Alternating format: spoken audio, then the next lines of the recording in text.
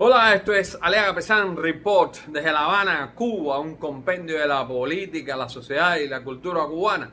Hoy, lunes 10 de junio del año 2024, y en especial para Cuba Sindical, abordaré tres temas, tres temas. Primero, la elección de Cuba al Consejo de la Organización Internacional del Trabajo.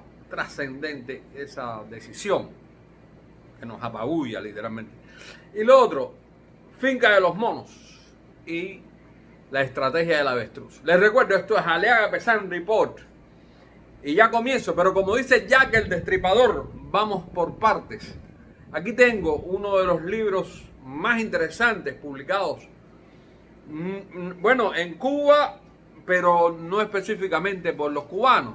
O sea, es este libro de Orlando Luis Pardo Lazo, Boarding Home, un libro vanguardista, rompedor, un triturador, literalmente hablando, de la literatura más canónica.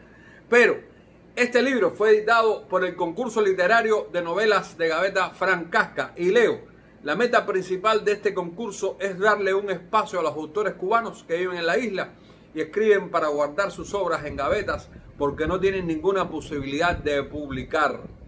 Según los reglamentos, pueden participar cualquier autor cubano residente en la isla con una obra que no haya sido publicada anteriormente y no ha competido en otro concurso. Y lo leo, y no es por gusto, porque ahí está el meollo del arroz con pollo. Si este concurso Frank Kafka de gaveta en sus inicios fue el concurso de los escritores libres de Cuba, de los periodistas libres que mandaban sus obras allí, ahora actualmente, y gracias a esta fórmula final, está cooptado literalmente por el Partido Comunista y la UNIAC, por no decir también la Asociación Hermanos Saiz.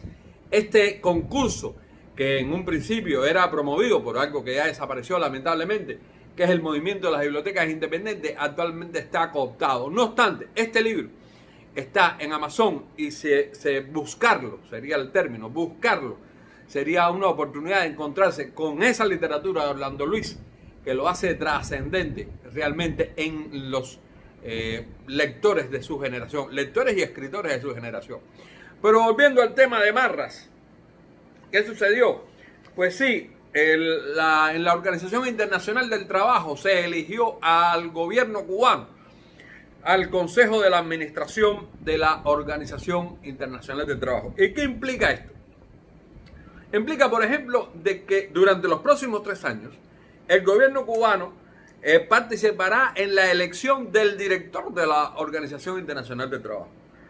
Participará en la presentación y programación de los presupuestos de la OIT. O sea, tiene un peso real en el proceso de toma de decisiones de ese organismo internacional que debiera defender los derechos de los trabajadores. Y ojo, llamo la atención sobre el tema porque Cuba es un país donde todo el mundo conoce, personas informadas por supuesto, es un país que promueve la esclavitud de sus trabajadores, y estoy hablando específicamente de las misiones, y lo pongo entre comillas, lo de misiones, las misiones que salen al exterior, donde le quitan el 75% del salario a estos médicos, donde le quitan los pasaportes, donde los ponen en condiciones de subordinación humillante ante los burócratas que están en esos lugares. ¿Y cómo es posible entonces que Cuba asuma ese protagonismo? ¿Cómo es posible que Cuba asuma ese protagonismo cuando no existe la libre sindicalización? ¿Cómo es posible que Cuba asuma ese protagonismo cuando los trabajadores no tienen derecho a los convenios colectivos?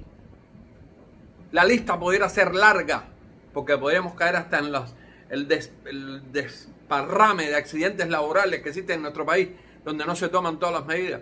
Pero solamente quiero plantear estos pequeños puntos, estos cortos puntos, para definir.